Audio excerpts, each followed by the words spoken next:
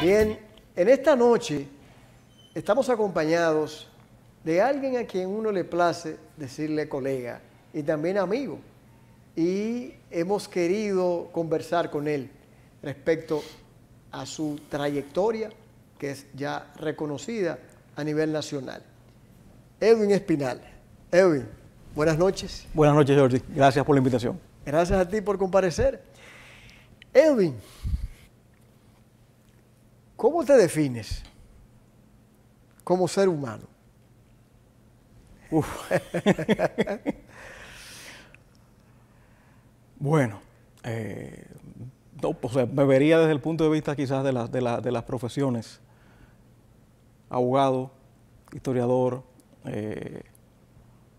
apasionado de cine, música,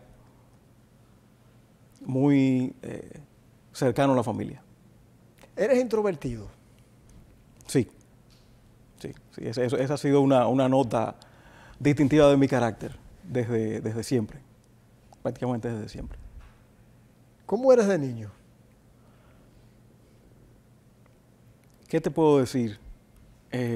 Muy apegado a mis padres y quizás diferente a los niños porque quizás me gustaba ver documentales.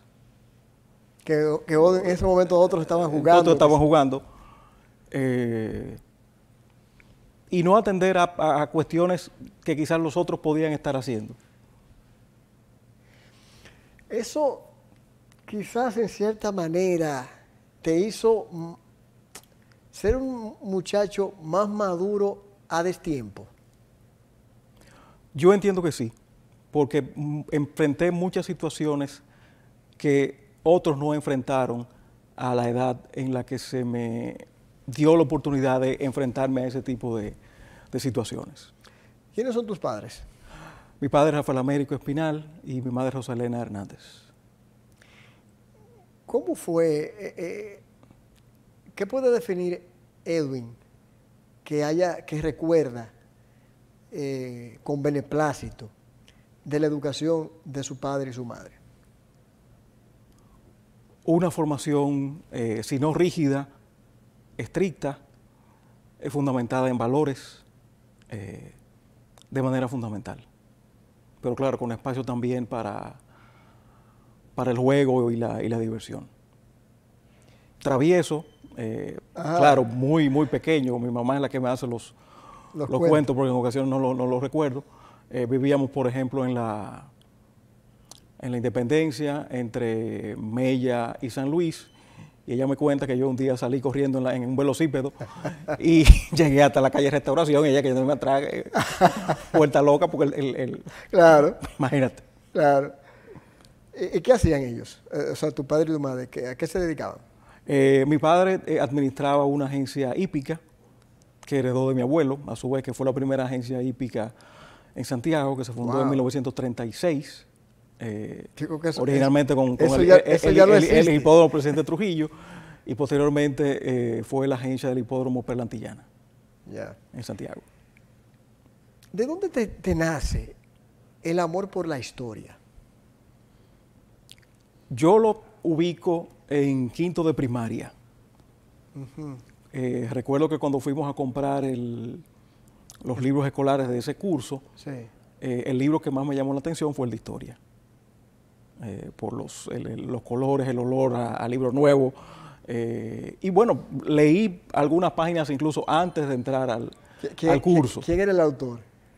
¿Te acuerdas? No, ahí sí no me acuerdo. Okay. Pero recuerdo también una excursión en unas vacaciones en Santo Domingo, cuando tenía 11 años más o menos, que fue una oportunidad que yo quise ir para conocer la ciudad colonial, para conocer el Museo de Historia y Geografía, para conocer el Parque Independencia, el Altar de la Patria. Recuerdo esa excursión también. Y la confluencia de la historia y el derecho se da en octavo, en intermedia, cuando yo le discutí al profesor de español que la calle El Sol no se llamaba El Sol, sino calle del Sol. Y él me retó a que yo se lo probara, porque yo lo puse ridículo ante la clase. y yo le llevé a la clase siguiente un mapa de Santiago, un plano de Santiago de 1863 donde aparecía Calle del Sol. ¡Wow! Y claro, tuvo que rendirse ante la evidencia. ¡Ah, Dios! Tú estudiaste en el Colegio de La Salle, ¿verdad? Estudié inicialmente en el Colegio Ercilia Pepín. Ercilia Pepín. Hasta tercero de primaria y posteriormente en La Salle desde cuarto de primaria. Sí. De Ercilia Pepín guardo muchos recuerdos, algunas personas amigas todavía. Y recuerdo también la disciplina de ese colegio. O sea, pienso que esa disciplina también me marcó desde pequeño. La disciplina, la limpieza, el orden, la conducta, el respeto de los símbolos patrios. O sea, fue todo un universo que confluyó en el moldeamiento del carácter. Por eso que uno dice tanto, le insiste tanto, no solamente en la educación del hogar, sino en la que tiene que haber en la escuela y cómo esos educadores tienen que mantener ese compromiso y esa conciencia frente a los estudiantes. Claro. Porque así como pueden influir de manera positiva, lo pueden hacer de manera negativa. En el caso tuyo fue positivo. Sí, en todos los casos, con todos los profesores. En esa anécdota que tú me estás contando con ese profesor, ¿dónde tuviste que ubicar ese mapa? ¿Fuiste en alguna biblioteca o ya comenzaste ahí a indagar? Yo creo que lo tenía porque don Román Franco, que era en ese momento director del Archivo Histórico, me había dado una fotocopia como regalo, porque también eso yo le pedí a una tía que me llevara a conocer el archivo. Porque quise conocer el Archivo Histórico también. Y bueno, ella coleccionaba, recortaba una serie de un periodista que narraba sus 20 años en el Palacio Nacional y yo comencé a coleccionarla también, porque me llamó la atención. O sea, yo tenía también mucha afinidad con ella. ¡Wow! Entonces, ¿tú vienes siendo familia de don Franco? No. Ya, pero sí había una amistad. Sí, no, claro, desarrollamos una amistad que duró hasta su muerte. ¿Y qué recuerdas de ese archivo histórico de ese momento? ¿Cómo lo viste? ¿Qué te impresionó? ¿Qué te llamó la atención? En esa primera visita recuerdo que don Román, o sea, se sintió muy a gusto con que fueran a conocer el archivo. Y bueno, me mostró unos álbumes de fotografías antiguas de la ciudad, que fue lo que más me llamó la atención.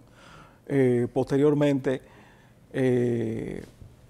como las clases eran en la mañana, sí, en un momento determinado comencé a tomar clases de pintura en Bellas Artes, posteriormente de música. También. Y como mi papá se iba muy temprano, en la tarde, me iba con él y en ocasiones para ganar tiempo me iba al archivo a hacer una tarea o a hablar con don Román, lo que fuera, y de ahí me iba entonces a las clases en la tarde. O sea que tú tocas algún instrumento. Lamentablemente el profesor Papi Curiel nunca me dejó avanzar, a pesar de que mi compañero... Oye eso, Cookie. A pesar de que mi compañero Henry Disla siempre me animaba a... Sí, que su madre también estaba vinculada a la música y tocaba con él, pero el profesor Curiel nunca me dejó avanzar más allá de sus clases estrictas con su metrónomo y la clase del método. Hablabas ahorita desde cuándo comenzó a apasionarte la historia, así como en el ámbito del derecho, en el octavo. Yo recuerdo que tú escribiste una obra, o saliendo de la escuela o estando casi a término de la escuela. ¿Es así? Sí, eso fue el libro de la familia Pichardo, mi familia... Una genealogía. Un estudio genealógico por mi línea materna, mi abuela materna, que pertenece a la familia Pichardo. Fue una investigación que desarrollé prácticamente solo, en una primera etapa, que surgió a partir de la idea de Lacinio Pichardo, un pariente de mi abuela, de hacer una gran reunión familiar. Él murió, esa reunión nunca se llegó a concretar y posteriormente yo comencé a hacer investigaciones, claro, teniéndola a ella, a mi abuela como referente inicial. Posteriormente conocí a una prima hermana de ella, después conocí a don Tim Pichardo, que también era hijo de un primo hermano de su padre, y en fin, así se fue articulando un conjunto de hechos que desembocaron en conocer a don Orlando Pichardo, hermano de don Tim, y a partir de ese momento confluimos y trabajamos para publicar ese libro, que fue mi primer trabajo, y a partir de ahí se desarrollaron fiestas familiares durante aproximadamente cerca de 11, 12 años. ¡Wow! Con motivación de ese... A propósito de ese libro, exactamente. ¿Quién te inspiró en el libro? ¿Qué te motivó? ¿La misma situación de conocimiento familiar o alguien motivó a Edwin a realizar esa primera obra? Entiendo que ese mismo ambiente todo confluyó en unos años cercanos. El hecho de conocer el archivo, esas vacaciones en Santo Domingo, las historias de mi abuela es bisnieta también por línea de su padre, del general Fernando Valerio, y siempre tenía ese nombre presente. La historia en las venas. Y el 30 de marzo también es una fecha, claro, que ella siempre la recordaba. En fin, hubo quizás un ambiente que condujo a esa investigación. Posteriormente, y estando muy cerca en ese momento la catedral de la Escuela de Bellas Artes, yo llegaba hasta el archivo parroquial y fue el primer lugar donde comencé a investigar. Posteriormente se expandió la investigación en las oficialías del Estado Civil. Yo llegué a visitar las oficialías de la primera circunscripción, de la tercera circunscripción, de la segunda circunscripción, cuando estaban en sus locales originales, y cuando se podía accesar a los libros directamente, a los libros antiguos, o sea que tuve esa gran oportunidad. Claro. Y posteriormente me desplacé a otros lugares donde ramas familiares se habían establecido, a San Francisco de Macorís, a Pimentel, a Tamboril, tú hiciste a Moca. toda una investigación. Fue una gran investigación que dio pie para otras investigaciones futuras. Escuchándote hablar, yo me enervo. ¿Qué te mueve cuando tú estás escribiendo una obra de esa naturaleza, principalmente vinculada a la parte histórica, que aunque sea genealogía también tiene su característica histórica? ¿Qué le mueve a Edwin Espinal? La mayor satisfacción es poder ofrecer una visión novedosa de los hechos. No trillar caminos ya conocidos, temas ya conocidos, sino aspectos novedosos a partir de fuentes todavía no estudiadas. Mis libros sobre Santiago, tanto el primer volumen de Historia Social de 1863 a 1900 y el segundo volumen de 1900 a 1916. Fue en el 2003, ¿verdad? En el 2005. El primero fue en el 2005 y el segundo, lo concluí en el 2020 y ganó el Premio Nobel de Historia a José Gabriel García en el 2020. Eso fue el año pasado. Sí. ¿Qué sentiste? ¿Tú tenías la idea de que ibas a ganar frente a tantos historiadores con mayor experiencia que tú? Pensé en algún momento que quizás podía ser desechado el libro porque al ser tan grande en cantidad de páginas, logré que pudiese ser sometido en formato de PDF, pero de todos modos el jurado estuvo bien leerlo. ¿De cuántas páginas? Más de 1000 y pico de páginas en formato Word, tamaño. O sea, hacen el trabajo. 12 de las letras. Y la mayor satisfacción fue, claro, por supuesto, haber obtenido el premio. Y por supuesto, el libro anterior también ganó el premio de la Feria del Libro de Eduardo León Jiménez. Sí, Eduardo León Jiménez. Y ambos libros, de manera fundamental, están fundamentados en periódicos de la época, del periodo que cada uno abarca, y también una fuente muy poco abordada, que son los protocolos notariales. En el caso de Santiago, don Nano Rodríguez, el doctor Federico C. Álvarez en su momento, y don Chago Reynoso, en sus bufetes, en sus oficinas, tienen las colecciones de protocolos notariales más antiguas de la ciudad y que son las más interesantes. ¿Y tú tuviste acceso a tuve ellos? acceso de manera muy privilegiada a esos archivos. ¡Wow! Eso es interesante, ¿eh? Y a partir de esos archivos notariales se puede reconstruir o reconstruir aspectos claves de la historia de la ciudad que no eran conocidos o muy poco abordados. En un minuto, para que podamos ubicar a quien nos está viendo y que puedan interesarse en verlo, recoge básicamente la historia de esos años de Santiago de los Caballeros. Recoge la historia social. Social. Exactamente, porque fue una orientación que me dio don Gustavo Tavares, que fue el motivador del libro inicial, don Gustavo Tavares Espaillat, para que abordara la historia de Santiago no a partir desde el punto de vista político, sino desde otros aspectos que no se tratan generalmente a nivel de la historiografía, a nivel macro, a nivel urbano, económico, social, servicios públicos, salud, etc. O sea, ¿qué puede uno encontrar ahí? Por ejemplo, sitios que en ese momento ya hoy no existen. Sí, claro, o sea, la evolución urbana de la ciudad, ahora sí. El comercio del tabaco como eje fundamental, perfecto, cómo se forjan las costumbres de Santiago que posteriormente van a marcar todo el devenir del siglo XX, los primeros médicos, los primeros profesionales, los primeros centros educativos, cómo surge el cuerpo de bomberos, cómo surge el Hospital San Rafael, en fin, todo el panorama de la forja de Santiago, desde el incendio de la Restauración en 1863 hasta, sin incluir, la ocupación norteamericana del 16. ¡Wow!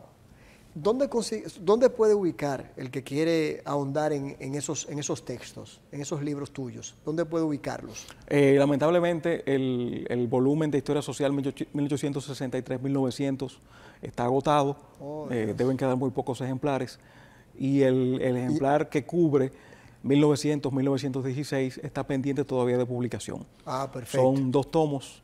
Perfecto. Bueno. Pero eso viene. Eso viene. Bueno, Edu, vamos a una pausa, que si sigo interesándome, yo creo que a mí me van a llamar la atención. Ya volvemos.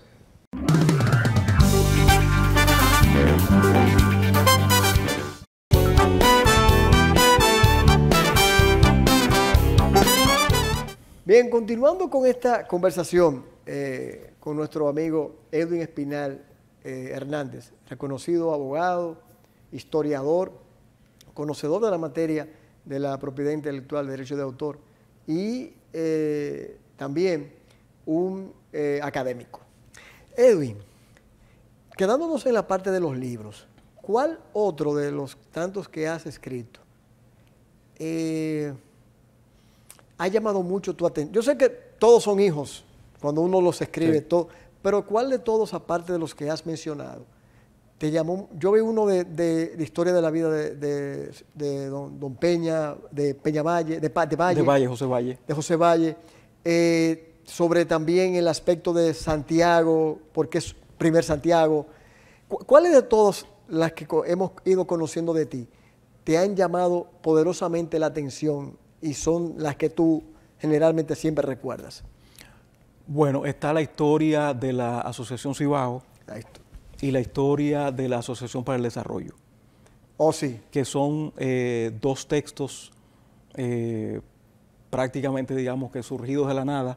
Y uno tuvo el nacimiento del otro, porque a raíz de la Asociación para el Desarrollo nace la Asociación Cibao. Sí, o sea, fueron vinculados, aunque fue el libro de la Asociación Cibao fue primero en el tiempo. Pero ambos surgieron, te digo, prácticamente de la nada, porque me tuve que enfrentar a sus archivos, a los archivos de las actas de las asambleas, de las actas de la Junta de Directores, que era prácticamente el único material con el que estas instituciones contaban para poder articular y rearmar su historia. Sí. La historia oral tuvo un papel secundario, pero la investigación de fondo estuvo basada en esas fuentes documentales que previamente no se habían trabajado. Y otra investigación también muy satisfactoria fue el perfil que me encargó don Gustavo Tavares Espaillat de su abuelo, Manuel de Jesús Tavares Portes, publicado en el 2006 a propósito del centenario de su fallecimiento. Una investigación también en el tiempo muy breve, porque apenas la trabajé en 6 meses, pero los que la han leído y han comparado con otros textos entienden que es la mejor de las investigaciones. También fundamentada, en este caso, en documentos familiares. Wow. Edwin, ¿qué te llamó? Tú dijiste que ya la ligación con la historia te lleva al derecho. ¿Quién domina más? ¿El amor por la historia o el amor por el derecho? Uno podría decir como Lilis, España es mi esposa y, sí. y Cuba mi novia, sí, pero podría plantear la misma situación. O sea, el derecho es la profesión escogida, de la que vivo, por supuesto, pero también la historia da para picar. Sí, claro, y hay una satisfacción en la investigación histórica. Claro. Y claro, cada vez que tengo el tiempo, si no escribo trabajos de genealogía para publicarlos en la columna que se publica cada sábado, aunque otros compañeros colaboran, saco espacio para avanzar alguna investigación. ¿Se te ha hecho difícil en algún momento con alguna obra de la que has mencionado y las que no, que tú hayas tenido que pensar en renunciar a la investigación por la dificultad, por el trabajo esforzado? ¿O eso lo único que ha hecho es que ha ahondado aún más en el ratón de biblioteca? Ha habido investigaciones que han tenido, digamos que han conducido a un final negativo porque no se han publicado las investigaciones. Resultó con 2 investigaciones que, a pesar de que se entregaron, una llegó hasta prácticamente concluirse, otra fue concluida, pero no llegó a buen puerto. Y bueno, fue un esfuerzo llevado a cabo y se puso todo el empeño, pero lamentablemente no fructificaron. ¿Y qué fue? ¿No, los recursos no? No, los recursos estuvieron, pero el resultado de una no satisfizo a la visión que se tenía respecto del personaje, y en el caso de la otra investigación se decidió el auspiciador de la investigación que en ese momento no convenía hacer la publicación. Tú trabajaste en la Oficina de Derecho de Autor. Fui director de la Oficina de Derecho de Autor. ¿Qué tal esa experiencia, Edwin? Eso fue para los años 2002, en el 2003. 2002, 2004. 2004. Fue quizás la mejor maestría en Derecho de Autor. Sí. Insuperable, porque yo había tenido contacto con la materia cuando impartía la materia de legislación cultural, sí, en diplomados y en especializaciones en gestión cultural, y en la maestría en conservación de monumentos y bienes culturales de la UNFU. Y claro, la tocaba muy de soslayo, pero ya en este caso, el dirigir la Oficina de Derecho de Autor fue entrar a la candela. Y prácticamente a la semana de haber tomado posesión, me llegó una instancia de solicitud de medida cautelar. ¡Wow! Y tuve que empeñarme a fondo. Y por supuesto, a partir de esa experiencia integré la propiedad intelectual, no solamente el derecho de autor, al ejercicio profesional, y eso me sirvió de catapulta para ingresar a la Madre y Maestra como profesor titular de la materia de propiedad intelectual que se imparte desde el año 2007. Pues mira, Edwin, vamos a hacer lo siguiente. Vamos a imaginarnos que los televidentes son tus alumnos nuevos. Y entrando en ese tema, ¿cuál es la diferencia, porque tú y yo la conocemos, entre lo que es el derecho de autor y la propiedad intelectual? O cómo podríamos definirla de modo tal que aquel que nos está viendo pueda comprenderlo. Propiedad intelectual, digamos que es el universo. Propiedad industrial y derecho de autor son los conjuntos de ese universo, si recordamos matemática de bachillerato. Y tienen en común que son ramas del derecho que tutelan creaciones intelectuales, no bienes materiales. Y de un lado, derecho de autor, arte, literatura, ciencia, y propiedad industrial, industria, comercio, tecnología.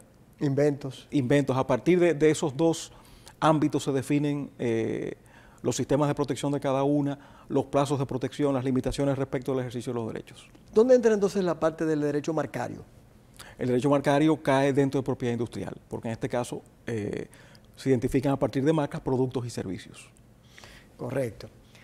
¿Tú entiendes que se ha creado una conciencia mucho mayor a cuando tú estuviste en esa oficina de derecho de autor al día de hoy, dentro del ámbito no jurídico, pero podría darse también dentro del ámbito jurídico con los jueces, cuando te toca tener que explicar a un magistrado fiscal o a la gente en sentido general que puedan acudir a ti como profesional en esa área para que puedan proteger algunos de sus derechos? ¿Tú entiendes que la conciencia ha crecido? Ha crecido la conciencia en los titulares de derechos, ha crecido la conciencia también a nivel del aparato judicial. La Procuraduría General de la República tiene una unidad especializada en propiedad intelectual. Existen fiscales enlaces en los distritos judiciales a los cuales se le ha venido capacitando. ¿Y las decisiones? Los tribunales de derecho común son los que conocen la materia, los tribunales penales y los tribunales civiles de derecho común. Pero a nivel de decisiones todavía falta un buen trecho, porque no tenemos decisiones sólidas ni con los vuelos que tú puedes encontrar en otros países, e incluso sentencias totalmente distorsionadoras de la interpretación correcta de la ley a nivel de Suprema Corte de Justicia. Y tenemos también decisiones del Tribunal Constitucional, muy pocas todavía, pero que no evidencian un dominio pleno de la materia y se ha incurrido también en fallos en este sentido. Okay. Y a nivel de los titulares de derechos sí hay una mayor conciencia y una mayor defensa, que se refleja en el hecho de la gran cantidad de sentencias que ya han venido apareciendo, no solamente en el Distrito Judicial de Santiago, en Santo Domingo, sino también tú puedes encontrar sentencias que se han dictado en Moca, en Mao, en Puerto Plata, en La Romana, para citar algunos lugares. Aquellas personas que, por ejemplo, como tú, les gusta escribir obras o quieren lanzarse a ello, o aquellos que son escultores o cineastas, ¿de qué manera tú le puedes sugerir que a la hora de iniciar un proyecto de uno o de otro puedan protegerse a sí mismos? Entiendo que una buena medida sería registrar sus obras. Aunque el registro no es obligatorio, es facultativo, no es constitutivo de derechos, es declarativo de derechos, el registro genera una presunción de autoría o de titularidad en su caso respecto de la persona que registra, una presunción que hace fe hasta prueba en contrario. Y es un elemento que los jueces toman muy en cuenta al momento de tú depositar, por ejemplo, los elementos de prueba. Claro, que te puede ayudar, que se aporte un certificado de registro, porque de otra manera probar en este caso la titularidad o la autoría en derecho de autor sin un certificado de registro sería muy complicado, porque tú tendrías entonces que acudir a la prueba testimonial y sería cuesta arriba, claro. Con un registro tú tienes eso salvado. Pero claro, en el caso de la propiedad industrial es muy diferente, porque el derecho se genera a partir del registro, que se emite en la Oficina de Propiedad Industrial. Tiene mucho parecido con lo inmobiliario. Sí, claro. Edwin, saliendo de esta parte y volviendo a la historia, como santiaguense o santiaguero, ¿cuál sería lo correcto? A propósito, quiero externarte esa... Uno a veces ve, santiaguero, no, esa santiaguense. ¿Cuál es la denominación correcta? La Real Academia Española ya zanjó esa disyuntiva porque se pretendió que se nos otorgara el santiaguense, por el hecho de que Santiago de Cuba ya había asumido el santiaguero. Pero si tú revisas la versión del gentilicio, en el diccionario de la RAE vas a encontrar que hace referencia no solamente a Santiago de Cuba, sino también a República Dominicana. Qué bueno, que has hecho la diferencia, porque mucha gente lo he explicado de esa forma y a veces no lo han podido comprender. El valor histórico de Santiago en el ámbito nacional, de la historia ya nacional, ¿cómo le enmarca Edwin de manera breve? ¿Cómo la resalta? Santiago se va a convertir en la ciudad clave de la región norte después de las devastaciones de Osorio. Va a ser la ciudad que va a recibir todos los embates de las incursiones de los franceses, que posteriormente van a constituir Saint-Domingue. Esa centralidad colonial la va a convertir a su vez en eje de la producción tabaquera en el siglo XIX, va a conectar con Puerto Plata, y esa concentración del tabaco en derredor de la ciudad la va a constituir igualmente en la cuna del pensamiento liberal. O sea, Santiago tiene esas tres características claves, digamos, digo yo, en el discurrir histórico. Qué bueno. Edwin, tú escribiste una obra, o estuviste, o has marcado mucho sobre patrimonio cultural. ¿Cómo entiendes tú que a través del tiempo se ha protegido o se ha trabajado esa protección, como lo hemos visto en la zona colonial o en otras zonas del Caribe, precisamente Cuba, Costa Rica, en el ámbito de lo histórico, de los monumentos? ¿Cómo tú crees que se ha trabajado eso en Santiago? Bueno, te digo que el tema de patrimonio cultural fue el tema de mi tesis de grado en la universidad. O sea, es otra expresión de cómo se vincula la historia con el derecho. Y bueno, y fue un texto pionero que lo publicó posteriormente la Asociación Hipólito Herrera Villini con el título de Patrimonio Cultural y Legislación. Pero a nivel de manejo de la legislación, tenemos leyes, las leyes matrices, digamos, que tienen más de 50 años, del 1968, 1969 y principios de los años 70. Y las leyes tienen una orientación muy concentrada en el aspecto inmobiliario, en el patrimonio inmobiliario, en la memoria construida, y dejan de lado el patrimonio mobiliario, el patrimonio mueble, y por supuesto el patrimonio inmaterial ha sido objeto de atención prácticamente a principios del siglo XXI con la Convención de la UNESCO sobre Patrimonio Inmaterial. Y la ley tiene en la práctica una gran deficiencia, porque si bien a nivel de teoría se establece que el Estado debe acudir en auxilio de aquellos propietarios que establezcan que no tienen recursos para intervenir en sus inmuebles, el Estado no tiene recursos, no destina presupuesto para rescatar esas edificaciones que están declaradas puntualmente monumento o patrimonio cultural o forman parte ya de un centro histórico, de un espacio urbano mucho más amplio. Entonces, ¿qué queda? Si el Estado no tiene recursos y los propietarios tampoco, entonces la casa o el inmueble queda como un jamón de un sándwich, pero sin pan. Y el destino final es la destrucción. Edwin, en los pocos minutos que nos quedan, ¿ha habido algún mito histórico que se haya creído, sobre Santiago específicamente, o a nivel nacional, que se haya creído que es de una manera y en la investigación que has hecho es de otra? A propósito que tú decías que buscabas siempre la realidad de los hechos, la hegemonía. ¿Se ha dado eso en alguna investigación que hayas investigado? Sí, podría decirte, por ejemplo, el caso de Juana Saltitopa. Ajá, ¿qué pasó? En la batalla del 30 de marzo. Juana Saltitopa, la heroína que baja al río a buscar agua para enfriar los cañones. Y mucha gente dice, sí, que es imposible que eso pudiera haber pasado en el mismo momento de la batalla. Digo, claro que sí, que es imposible que pasara en el mismo momento de la batalla, porque nadie puede, ni siquiera ahora, bajar a Nivaje con un cubo de agua, subir la cuesta de la circunvalación y llegar hasta el Parque Inver para echar un cubo de agua. Eso es imposible. Sí.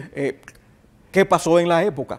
José María Inver es, digamos que, electo para comandar las tropas de Santiago 3 días antes de la batalla, y uno de los elementos claves de la organización es la búsqueda de agua, porque justamente enfriar los cañones después de una salva, de un disparo, era una técnica de la época para poder enfriarlos y volver a cargar y disparar de nuevo. Y por supuesto, la búsqueda de agua, indudablemente que no fue una tarea que se dejó para último minuto. Y claro, hay que pensar que en el recuerdo colectivo quedó esa imagen de esas mujeres bajando al río buscando agua y acabó tergiversándose y la gente pensando que fue en el momento mismo de la batalla. Muy buena esa.